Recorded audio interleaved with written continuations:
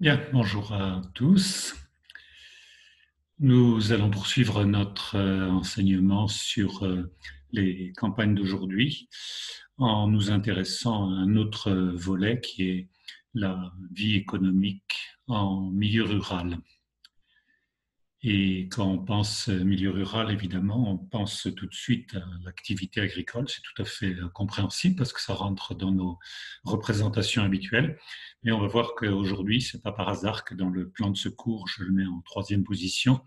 Quand on regarde comment se répartit la population active dans les espaces ruraux, eh bien, on voit que le premier secteur d'activité, c'est le secteur tertiaire, même si c'est à un niveau moindre qu'en ville. Le secteur tertiaire est le secteur dominant.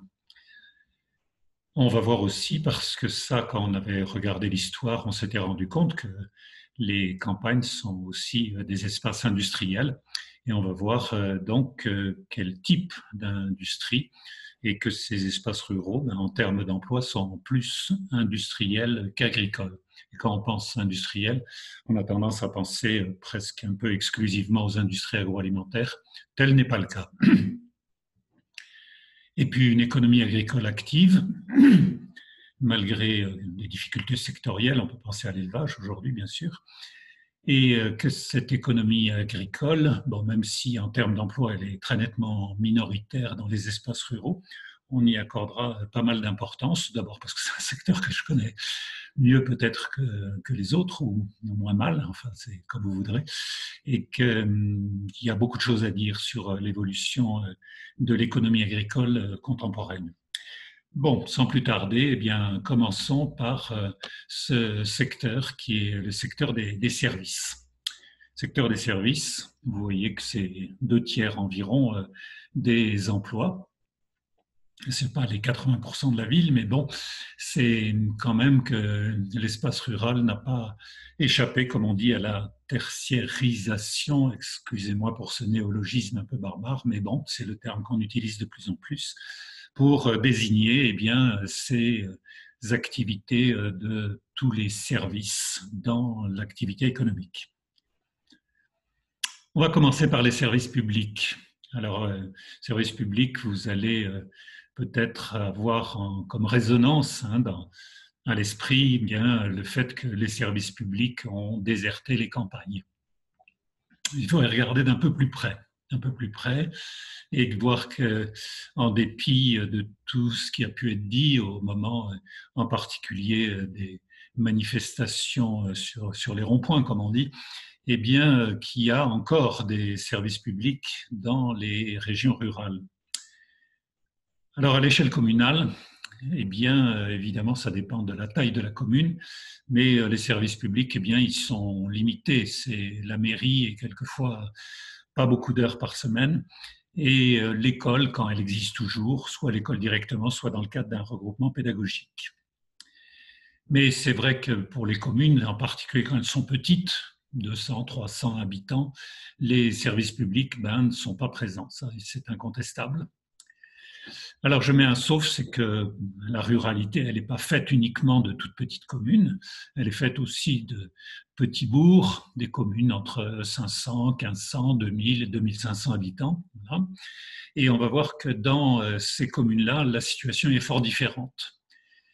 C'est que dans ces cas de figure, on voit, alors le cas typique, c'est le chef-lieu de canton, où on voit effectivement qu'il y a beaucoup plus de services publics qui sont présents.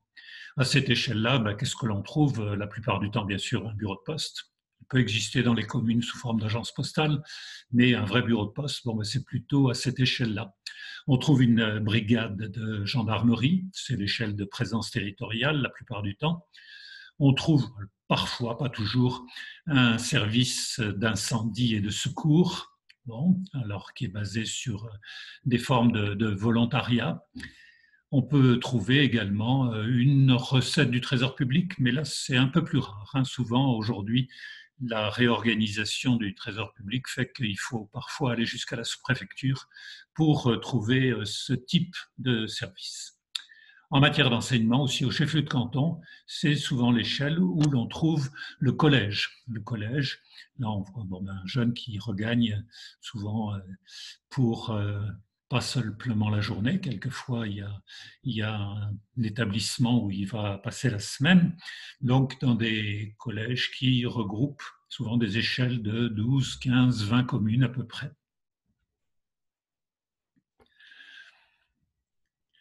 Les autres services, parce qu'il n'y a pas que les services publics qui nous revient de regarder. Et je voudrais commencer peut-être pour modifier un petit peu nos représentations habituelles par un petit texte, pas très vieux, extrait d'un rapport de l'INSEE, notre Institut national de la statistique et des études économiques, qui dit quoi?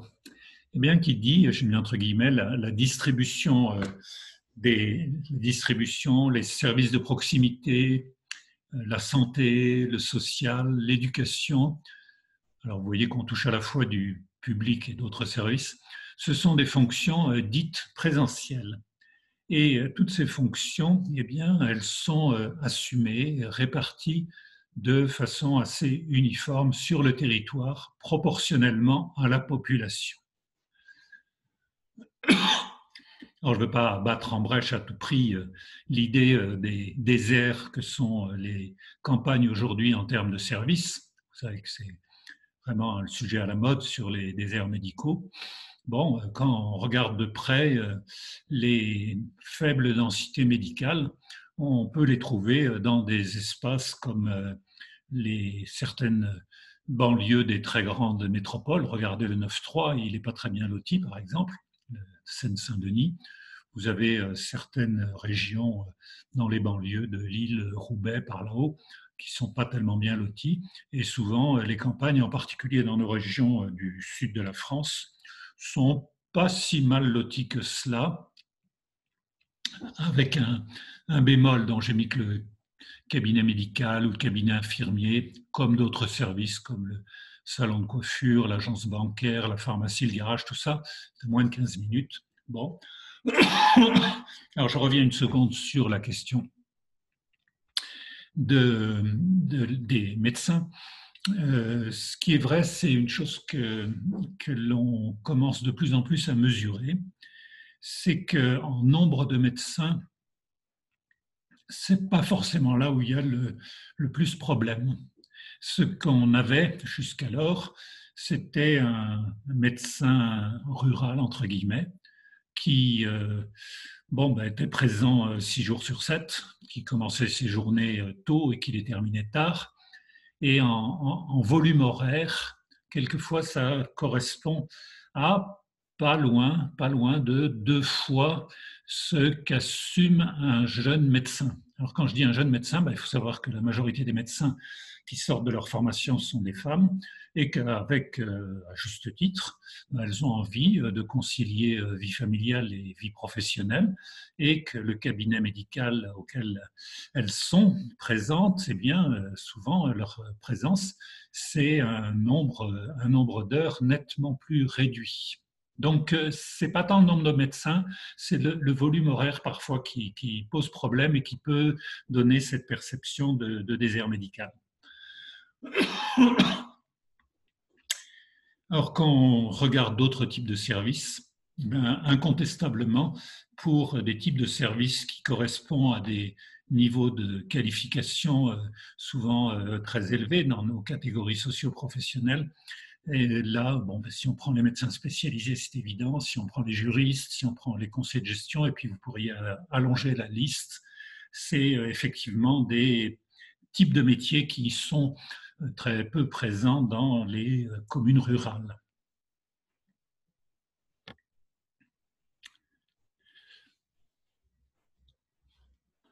Pardon.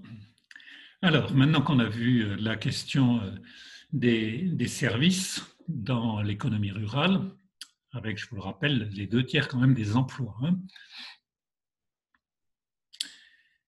Oui, une précision aussi que je n'ai pas indiquée, quand je dis les 2 tiers des emplois localisés dans les régions rurales. Je ne parle pas des gens qui résident dans les régions rurales et qui font la navette pour travailler en ville. Donc, que ça soit bien précis. Secteur industriel. Si vous ne l'avez pas trop en mémoire, n'hésitez pas éventuellement alors, à retourner, si vous avez un tout petit peu de temps, sur notre partie plus historique, hein, où on avait vu que l'industrie, c'est une longue tradition hein, dans les zones rurales. Alors aujourd'hui, on ne refait pas l'histoire, aujourd'hui, on a, selon les régions, c'est assez variable, mais en moyenne nationale, on se situe entre 3 et 4 ouvriers pour un agriculteur.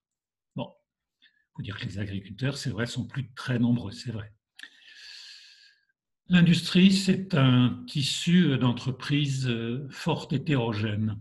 Il y a eu un rapport du Sénat sur les régions rurales qui date un peu une bonne dizaine d'années, mais qui était intéressant et qui montrait bien cette caractéristique des entreprises industrielles du milieu rural, pouvant d'ailleurs de petite taille ou de taille moyenne.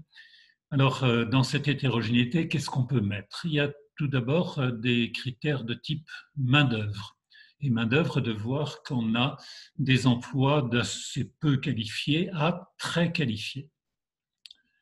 Alors, dans l'emploi main-d'œuvre peu qualifiée, ben, on a bien sûr ce secteur des industries agricoles et alimentaires qui est important numériquement. Bon, c'est exact. Mais on pourrait le prendre aussi pour un peu de l'artisanat de production, encore qu'aujourd'hui, il est monté en qualification. Mais on trouve aussi dans les régions rurales des types d'activités où on est dans des savoir-faire qui sont à la fois traditionnels, c'est une industrie de très longue date, et en même temps très spécialisée. Et là, les profils en termes de main-d'œuvre, on pourrait voir tous ceux ou celles qui travaillent. Alors, j'ai pris quelques exemples assez emblématiques, plutôt situés dans l'est de la France. Le décolletage, donc de la métallurgie de très grande précision. Alors, l'exemple typique, c'est la vallée de l'Arve en Haute-Savoie, où il y a beaucoup de PME avec un niveau de savoir-faire, de technicité qui est très élevé. On pourrait le prendre pour la lunetterie, on cite parfois des régions de Franche-Comté, l'horlogerie également dans le Doubs ou le Jura. Il ne faut pas croire que toute l'horlogerie maintenant vient d'Asie, de l'Est. Il y a encore, et souvent d'ailleurs pour le compte de fabricants de la frontière toute proche qui est celle de la Suisse, il y a encore là de ces savoir-faire qui sont encore utilisés. Et puis, en matière industrielle, ben, on a souvent, alors ce n'est pas que des startups, c'est des PME qui peuvent avoir déjà quelques années, qui sont formées aux technologies les plus avancées. Alors, on peut citer des industries qui utilisent abondamment le numérique. Ça veut dire aussi que la desserte en 4G est bien présente, ce qui n'est pas toujours le cas partout en zone rurale.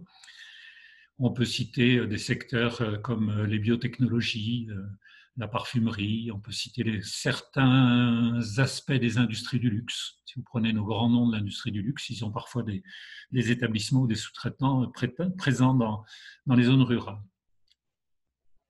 Alors là où il y a eu ces dernières années une vitalité assez forte, c'est un nom qui vous est peut-être pas très familier, qui emprunte à quelque chose qui s'est beaucoup développé en Italie et notamment en Italie du Nord, ce qu'on appelle le système des grappes industrielles. Grappes industrielles, c'est-à-dire c'est tout un système, un écosystème économique voilà, assez performant qui allie, si on peut dire, des intérêts communs, aussi bien en ville, où se trouvent un certain nombre d'éléments qui sont là pour permettre le développement et l'avancée vers des hautes technologies.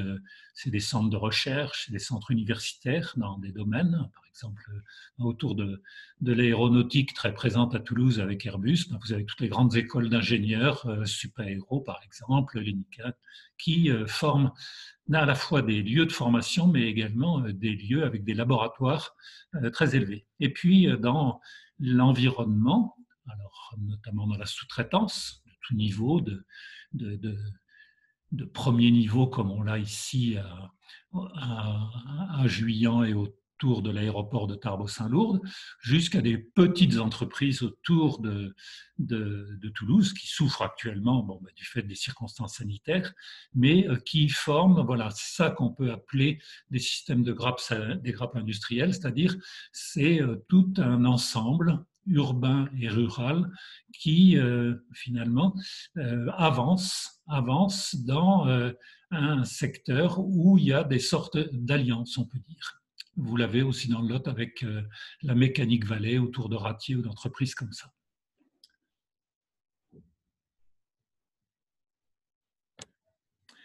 Continuons à regarder nos espaces ruraux industriels en termes de répartition spatiale. Alors là, c'est là où on peut faire peut-être un petit retour rapide sur l'histoire, et c'est en particulier sur des cultures régionales qui ont un passé industriel notable. Vous vous souvenez qu'on a fait un panorama de 6 communes très très diverses pour montrer la typologie des communes rurales. On avait cité une petite région et une commune de ce qu'on appelle le Choletais. Choletais, donc Pays de Loire, et qui, effectivement, un tissu de petites et moyennes entreprises, comme un tissu d'ailleurs de services et également une économie agricole performante. Voilà, c'est intéressant à noter, mais ça n'explique pas tout. Il ne faudrait pas se dire uniquement, voilà, l'industrie, elle se développe uniquement là où il y a tout un passé industriel. Alors, les lieux où on a une industrie rurale active, on peut le voir dans plusieurs départements de l'Ouest, pas uniquement autour de Cholet, dans tout l'Ouest. On peut le voir plus au nord, comme dans la Moselle. On peut le voir, on l'a déjà cité, comme la Haute-Savoie. Et on peut le voir dans des départements de Franche-Comté ou d'Alsace. Alors là aussi, c'est une référence chiffrée qui provient du rapport du Sénat sur le devenir des régions rurales. On voit que ces dynamiques industrielles sont très contrastées. Le rapport souligne, alors c'était sur la période déjà qui remonte à quelques années, mais la tendance n'a pas été tant modifiée que ça ces toutes dernières années. Qu'est-ce que pointe le rapport? Il y a 300 cantons ruraux qui ont gagné 20% d'emplois industriels. La période de référence, c'est de 90 à 2006. Alors, on le trouve dans les Alpes, on le trouve en Bretagne, on les a cités. Mais attention, il y a 480 cantons ruraux qui en ont perdu, plus de 20%. Alors là, on trouve des cantons ruraux où la tonicité de la vie économique globalement, parce qu'on le retrouvait dans d'autres activités, et pas au top, c'est clair, des départements du centre, l'Indre, le Cher, plus à l'est vers la Nièvre, ou plus près de nous, un département comme l'Aude. Vous vous souvenez peut-être que c'est pas tout près de chez nous, mais pas trop loin quand même, toute cette haute vallée de l'Aude, du côté à l'amont de Limoux, là, vers Couiza, qui a perdu pratiquement tout son tissu industriel rural. Voyons également que l'industrie rurale, ce n'est pas un microcosme qui est à part des tendances industrielles qui se manifestent globalement dans notre pays, et que l'industrie rurale, elle est affectée par le mouvement général d'évolution des industries en France, c'est clair. Les industries rurales peuvent connaître des délocalisations vers des pays où le coût de la main-d'œuvre est moindre, type les pays tout à fait à l'est de l'Union européenne, des pays même plus éloignés en Asie, par exemple. Donc, voilà, l'industrie rurale, même avec toute sa tonicité, parfois qu'on peut rencontrer, elle n'est pas à l'abri de ce qui se passe globalement.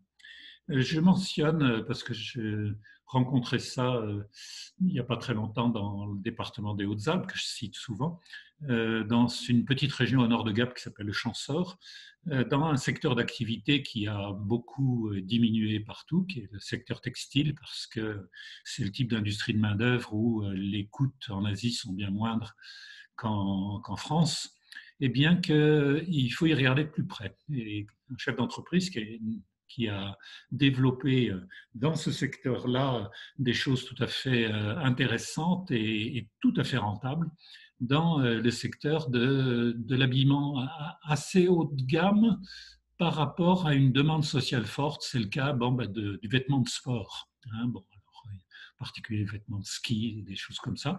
Et il a une industrie où il considère qu'il est sur ce créneau-là tout à fait performant en termes de coûts de production par rapport à la concurrence extérieure.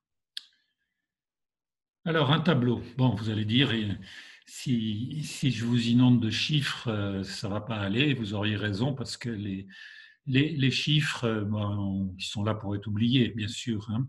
Mais c'est juste pour pointer 2 ou 3 choses. D'abord, que vous voyez la colonne tout à fait à droite en matière d'emploi industriel. Quand on regarde les différents types d'espaces ruraux, le rural isolé, les pôles ruraux et les communes alentours, ou le rural plus proche des influences urbaines, eh bien, si vous faites le total, 317, 350, 364, vous voyez très clairement qu'on est à beaucoup plus d'1 million d'emplois industriels.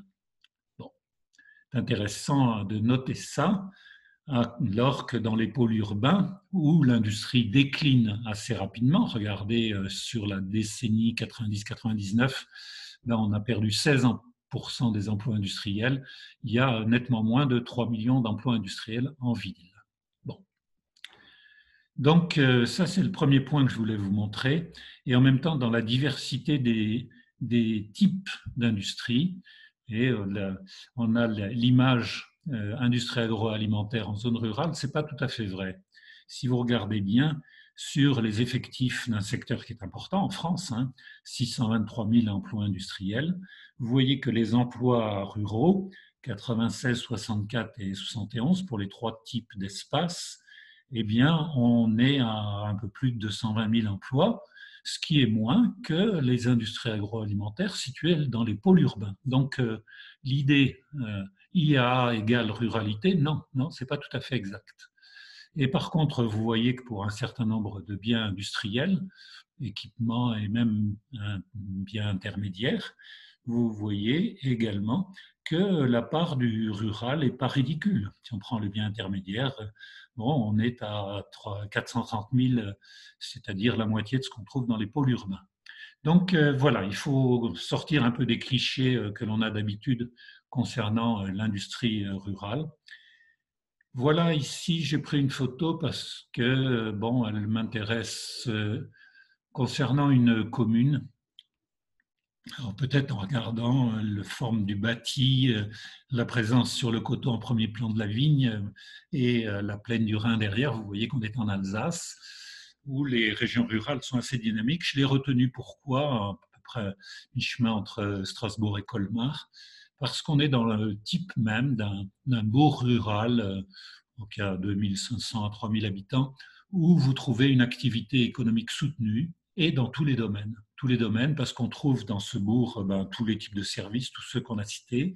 On y trouve un tissu de PME, alors qui n'apparaît pas bien parce que c'est sur une zone artisanale qui est à gauche de la photo.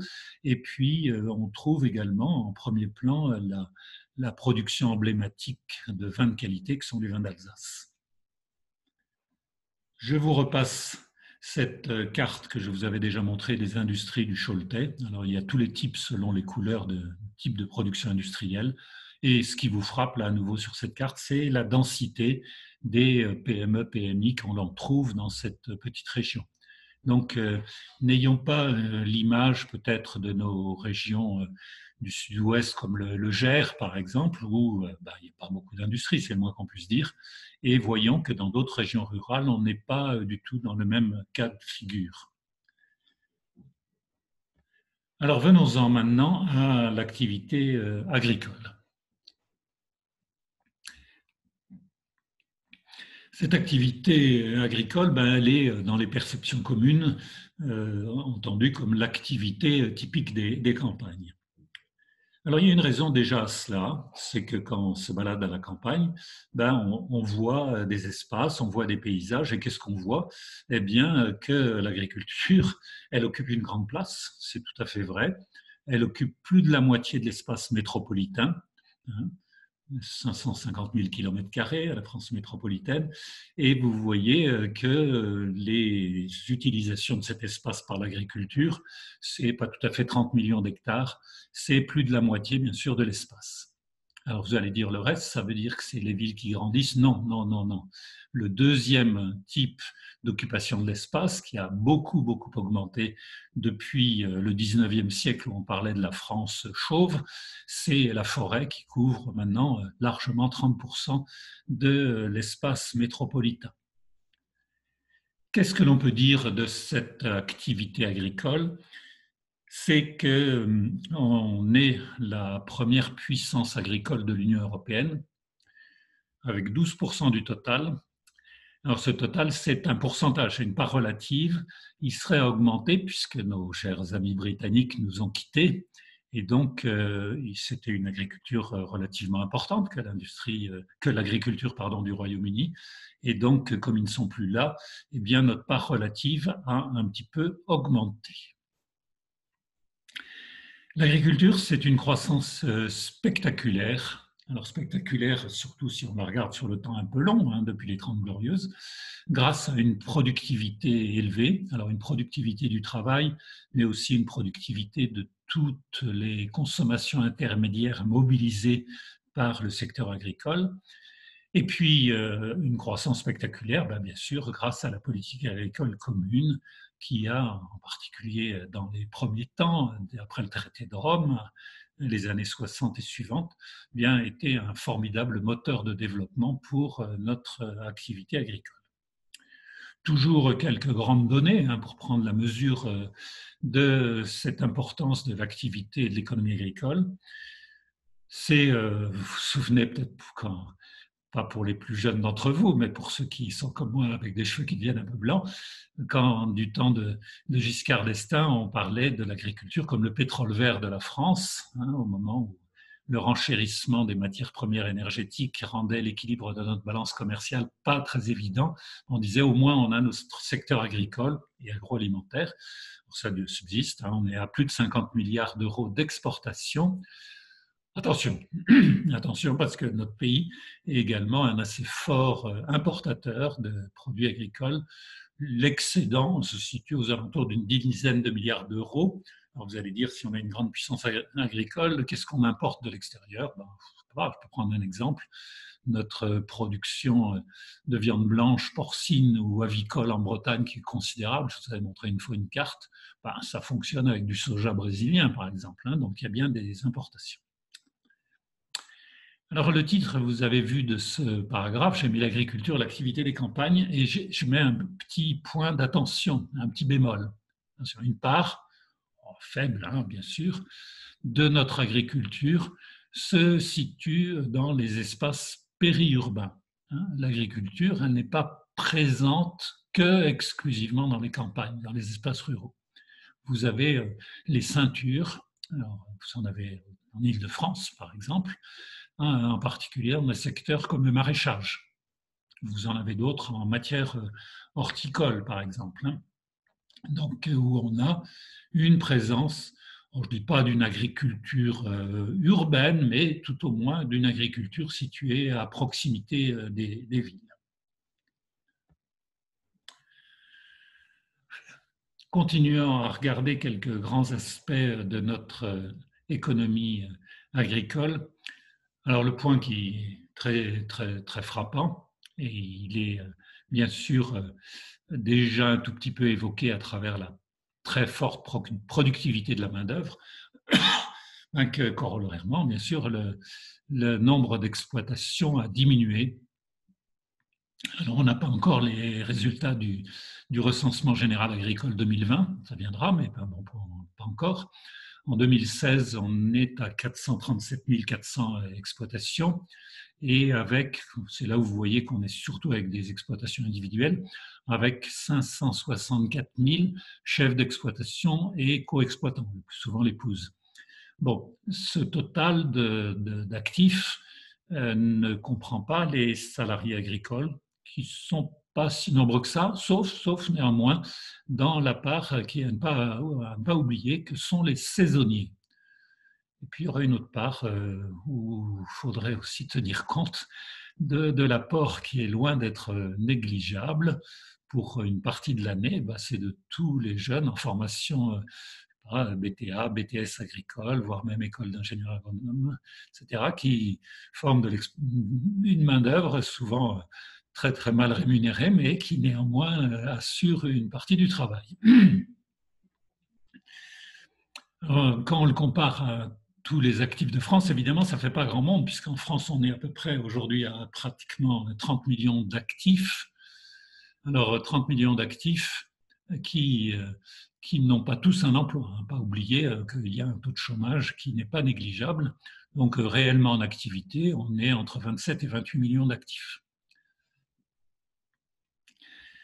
Alors, si on regarde ça sur le temps un peu long, ben, la Libération et les années qui ont immédiatement suivi, c'était la moitié des actifs qui étaient agriculteurs. Alors vous allez dire, on était un peu moins nombreux comme actifs, oui, certes, mais quand même, ça veut dire qu'il y avait en gros près d'une dizaine de millions d'actifs agricoles. Vous voyez, la fonte a été énorme, énorme, énorme.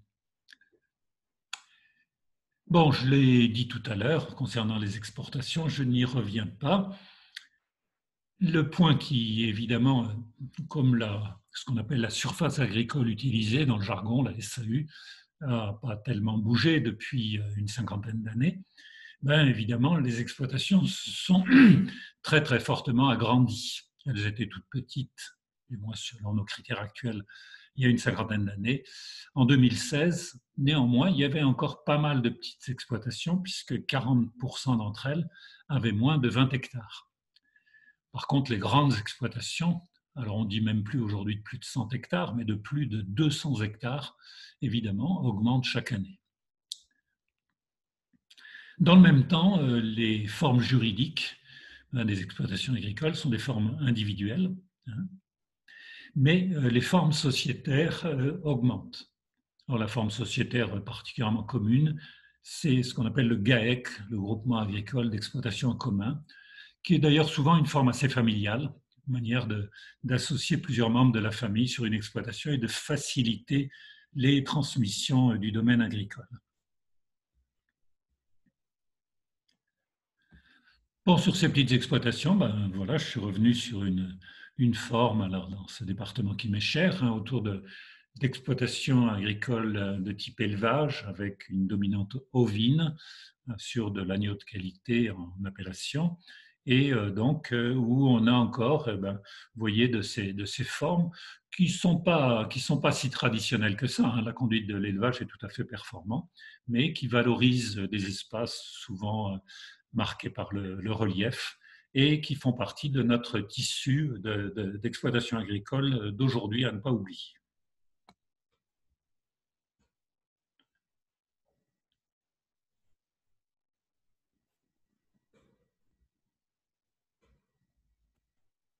Alors, passons à une image suivante qui va vous rappeler les cartes que vous saviez à l'école, dans l'école rurale où j'étais, ben, on avait de ces cartes qui étaient souvent magnifiques, qu'on retrouve d'ailleurs parfois chez les brocanteurs, et qui montraient eh ben, un petit peu les caractéristiques des répartitions des espaces agricoles selon leur système de production.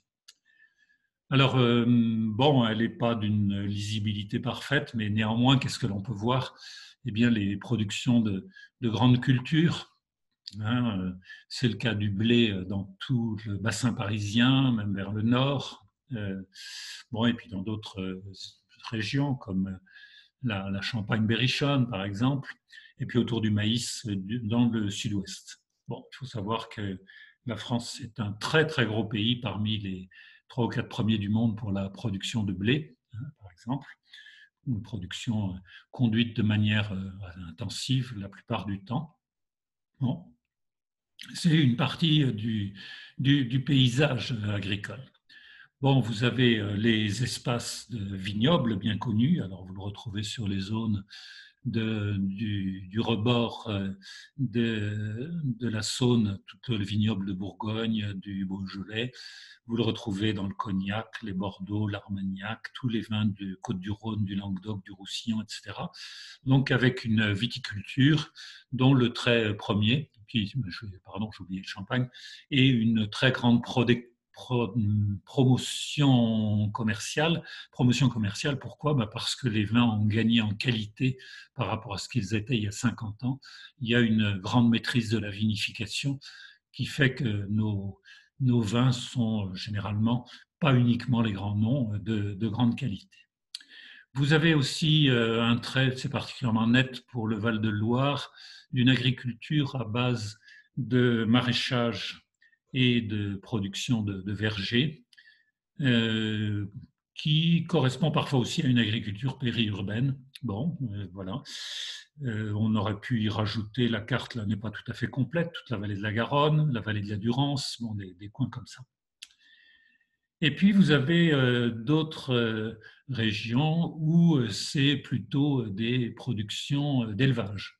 Alors, d'élevage en production intensive, vous avez la Bretagne avec les productions porcines et productions de poulets de chair. C'est ce qu'on appelle des élevages hors sol parce que ces types d'animaux, ils ne voient pas beaucoup les champs.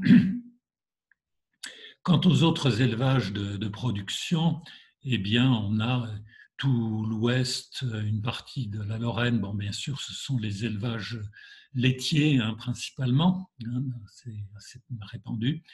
Et puis, vous avez une production plus extensive. Alors, il y a une erreur, c'est élevage extensif avec complément de sylviculture, c'est-à-dire la production forestière. Ce n'est pas l'inverse.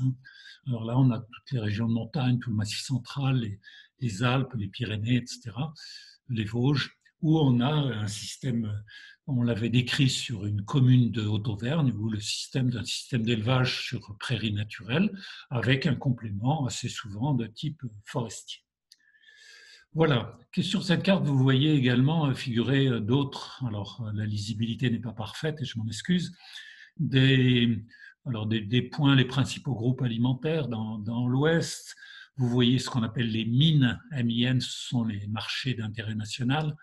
Vous avez également les lieux qui sont des lieux de décision par rapport à l'avenir de notre économie agricole. Alors vous avez Bruxelles, bien sûr, puisque c'est le lieu d'élaboration de la politique agricole commune. On pourrait rajouter Strasbourg pour le Parlement européen qui vote les propositions de la Commission et du Conseil. Vous avez Genève parce que c'est le siège de l'Organisation mondiale du commerce et que le secteur agricole, c'est un secteur où les échanges internationaux sont très nombreux. Londres pour la dimension des bourses et de la City, qui bien sûr traite des marchés à terme, y compris en matière agricole. Bon, voilà un petit peu une carte qui est à la fois classique et contemporaine.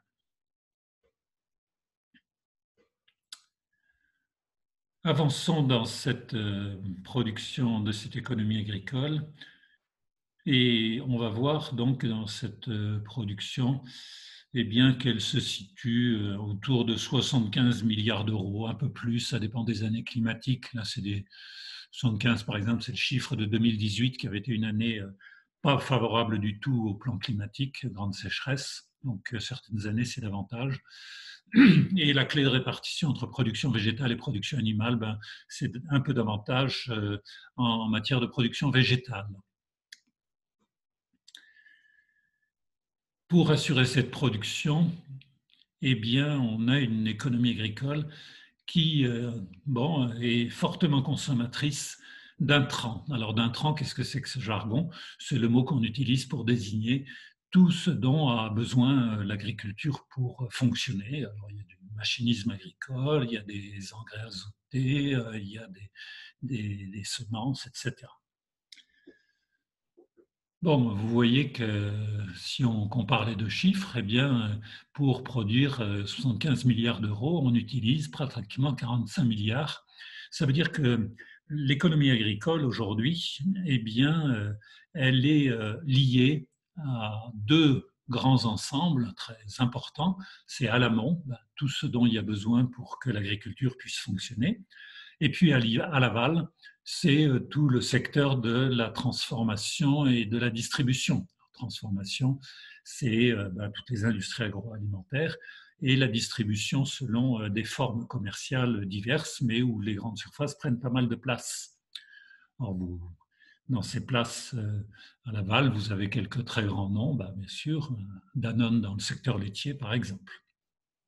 Bon, donc autrement dit, l'économie agricole, très présente bien sûr dans les zones rurales, elle est le maillon central d'un très vaste ensemble qui la dépasse très largement, qu'on appelle l'ensemble agroalimentaire.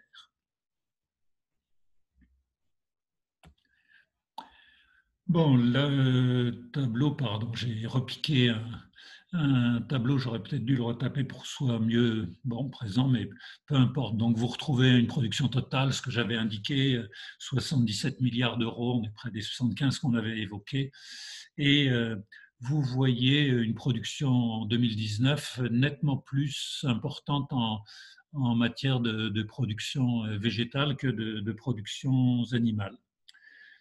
Bon, vous voyez évidemment les grands secteurs de notre économie agricole, les céréales, le vin, bon, le lait, pour prendre les principaux, et puis le secteur, par exemple, des bovins viande.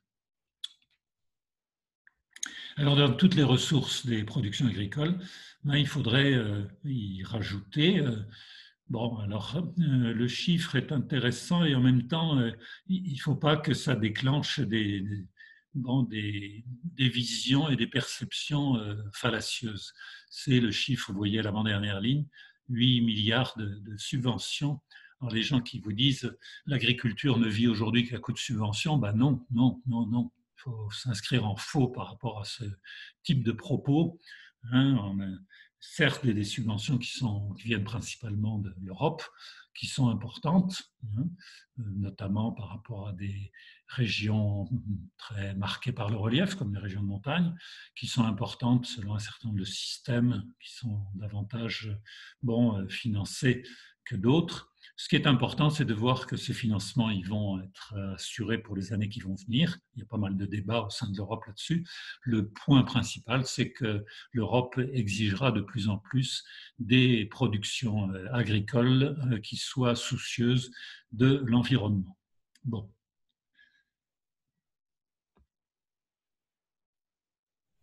Alors, pour terminer avec notre point d'aujourd'hui, en essayant de ne pas te prolonger trop, c'est un peu patchwork. J'ai pris quelques questions quant au devenir de l'agriculture.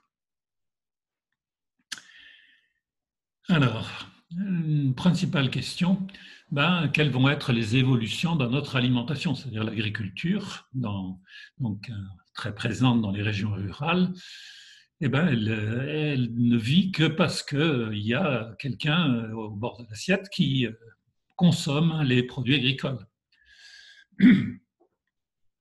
Et là, on va voir que notre mode d'alimentation n'est pas figé. Il y a des évolutions.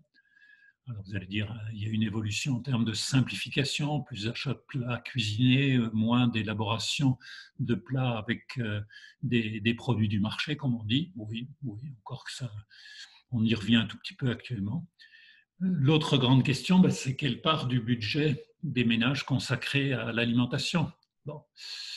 Alors quand on était, il y a 50 ans, le budget des ménages consacré à se nourrir, c'était un tiers du budget, c'était énorme. Aujourd'hui, c'est très faible, le budget des ménages consacré à l'alimentation. On doit être aux alentours de peut-être 10 à 12%, pas plus. Alors là-dedans, je ne compte pas, par exemple, ce qu'on mange au restaurant, qui rentre dans le secteur des services, bien sûr. Mais globalement, c'est toujours moins de budget consacré à l'alimentation. Alors ça a eu des conséquences, c'est qu'effectivement, ce toujours moins, il s'est orienté vers des produits parfois assez bas de gamme. Bon. Et par le fait que nos contemporains, ils veulent dépenser leur budget familial beaucoup plus sur des services. Si vous regardez le budget coiffure, par exemple, il a augmenté de manière spectaculaire pendant que notre budget alimentaire diminuait. Bon, alors, enfin, on ne va pas dire c'est bien, c'est pas bien, on observe une réalité, c'est tout. On voit également la montée des préoccupations de santé et des préoccupations écologiques, alors qui pourraient aller un peu à l'encontre de cette diminution de la part relative du budget des ménages consacré à l'agriculture, par l'agriculture, à l'alimentation. Alors j'ai pris des exemples qui vont être impactés dans les années qui vont venir, dans les 10 ou 20 ans, sur ces préoccupations écologiques et préoccupations de santé. Est-ce qu'on va avoir une baisse faible ou forte de notre consommation de viande rouge? Bon, une question. On pourrait le prendre aussi même pour la viande blanche avec les sojas brésiliens. Bon. Est-ce que du steak, pas quotidien, mais pas tellement loin, qui était la tradition française, on va passer à simplement de la viande 2 ou 3 fois par semaine? Alors, il y a beaucoup de personnes qui disent que ça ne ferait pas de mal au plan santé. Bon, c'est possible, mais en attendant, pour l'instant, les chiffres ne traduisent pas une baisse très spectaculaire, mais néanmoins, la question est présente. Et vous voyez bien que pour des régions, je pense au Massif central, où les grandes productions classiques de charolais, d'aubrac, salaire, etc. Bon, ben, si il y a il y a une baisse sensible de la consommation de viande rouge, c'est des systèmes qui vont être impactés. Ce serait d'ailleurs un peu dommage au plan environnemental parce que ce sont des systèmes qui fonctionnent sur de la prairie permanente qui est un très bon capteur de carbone. Mais bon, autre sujet. Autre manière dont comment ça va se passer demain entre l'alimentation maison et l'alimentation collective. L'alimentation collective, ces derniers mois, elle est très fortement impactée. Les cantines, il y a du fait de la pandémie. Est-ce que c'est très momentané? On peut le penser qu'une fois que le vaccin aura fait son travail, qu'on reviendra vers des modes de vie plus classiques. Mais c'est évident que ça veut dire l'alimentation maison qui a une part plus grande sur l'alimentation à partir de produits du marché, par exemple, que dans de l'alimentation plus prête. Hein. Voilà, donc l'économie agricole des zones rurales, elle dépend, je le redis encore une fois, de l'évolution de notre alimentation. Le bio. C'est bien un sujet qui est très important aujourd'hui, à juste titre d'ailleurs, c'est celui du bio. Et quand on regarde dans notre économie agricole, il n'y a pas de quoi pousser un cocorico, parce que ça fait que 5% de la production, ce qui est beaucoup moins que d'autres pays d'Europe, qui sont bien en avance sur nous. Mais, il y a un mais. C'est-à-dire, à regarder ce chiffre-là, on va se dire, il y a 95% de la production agricole en intensif, classique, et puis il y a 5% en bio. Eh ben non. C'est-à-dire de regarder ces deux pôles, ça serait une vision assez fausse. Pourquoi? Parce qu'au fond, il y a aujourd'hui des pratiques de conduite des exploitations agricoles qui, sans être entrées dans le bio, néanmoins, pratiquent de manière de plus en plus réelle des systèmes qui commencent à se rapprocher de l'agriculture durable. Et oui, prenez des gens qui ont des systèmes type Vallée de l'Adour chez nous. Qu'est-ce que je prends 2 exemples pour illustrer mon propos. Le labour profond, avec souvent les semelles de labour qui s'en suivaient, eh bien, qui était une manière de matraquer, il faut bien le dire, le sol, eh bien, ils ont beaucoup moins cours. Pourquoi? Parce que maintenant, l'agriculteur a de plus en plus conscience, alors peut-être grâce aux gens qui sont passés au bio, notamment, que le sol, c'est un milieu vivant et qu'il s'agit de le traiter comme un milieu vivant de la manière optimale. Et que ces capacités du sol, sont liées à la manière dont on le traite, entre guillemets, avec tous les, j'allais dire, les égards dus au vivant. Voilà un exemple qui est là. Deuxième chose, souvent derrière une production céréalière classique, eh bien, vous voyez des sols couverts parce qu'on aura mis des productions fourragères, un colza fourragé ou des choses comme ça, non pas pour en faire une production agricole vendue à la coopérative du coin, mais tout simplement parce que on va avoir, grâce à elle, un enrichissement de la qualité des sols et notamment eh bien, de faire rentrer dans le sol de manière naturelle, si je puis dire, des productions qui vont mobiliser l'azote de l'air. Voilà des choses où, si vous voulez, aujourd'hui, on n'est pas dans le tout intensif à 100%, ça existe encore bien sûr, ou dans le tout bio. Vous avez globalement des pratiques qui sont en train d'évoluer et tant mieux. Une troisième question dans le devenir de l'agriculture, eh bien, c'est la place du local et des circuits courts, qui est une question qui fait résonance avec la question numéro 1. Bon, alors aujourd'hui,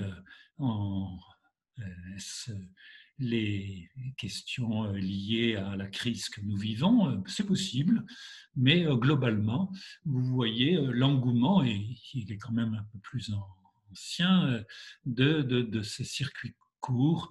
Regardez toute la... Bon, même si ce n'est pas des volumes énormes de tout ce qui se fait dans les AMAP.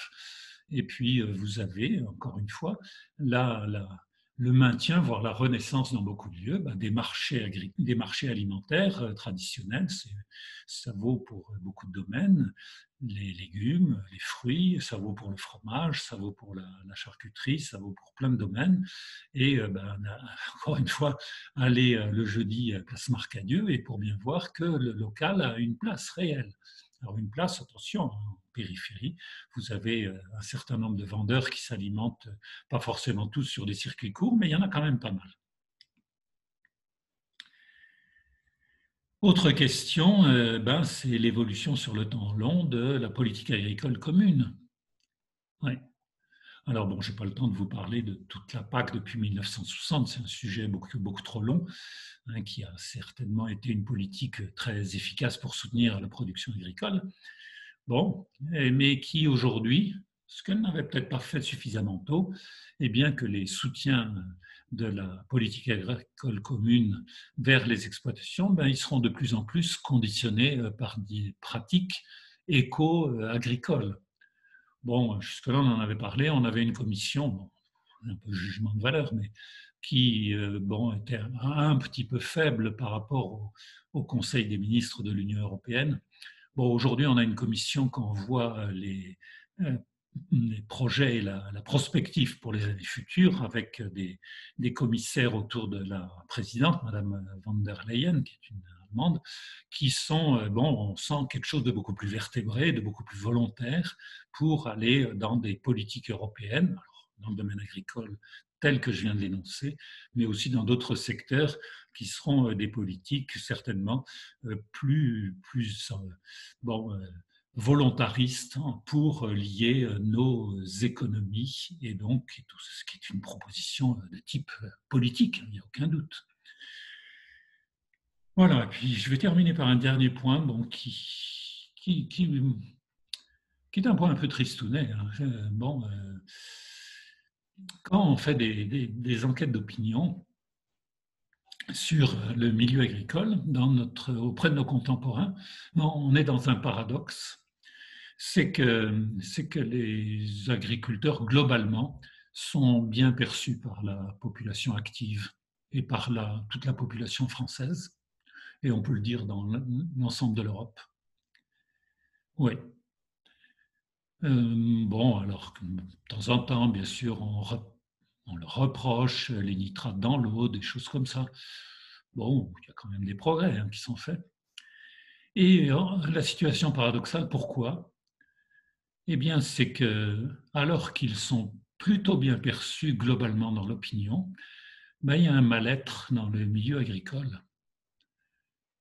Alors, il y a un mal-être qui fait que il y a un nombre de cessations d'activité qui est rapide, trop rapide. Alors, je sais bien que les temps sont durs hein, pour pas mal d'agriculteurs, mais bon, il y a quelque chose un peu de la perte de morale, entre guillemets. Et quand vous voyez un film comme Petit Paysan, par exemple, vous sentez bien le désarroi hein, du milieu des éleveurs, par exemple, et qui va au-delà. Qui va au-delà, et une question qu'il faut aborder avec pudeur, mais veut évoquer le suicide chez les agriculteurs, qui est un suicide masculin, 4 fois plus chez les hommes que chez les agricultrices, et qui est une forme de désarroi tel que, bon, il nous interroge. Il nous interroge, et d'autant que le taux est 2 fois plus élevé chez les agriculteurs que dans la moyenne nationale. Alors vous allez dire, il peut exister dans d'autres métiers, c'est vrai, mais il y a là sur le devenir, pour moi, d'un secteur d'activité bon, que j'apprécie beaucoup, et qui était ma raison professionnelle de vivre, qui m'interroge aujourd'hui, et je vous la livre. Alors vous allez dire, c'est pas très gai comme manière de conclure le chapitre. Ben oui, ben c'est ainsi. Allez, à la prochaine fois.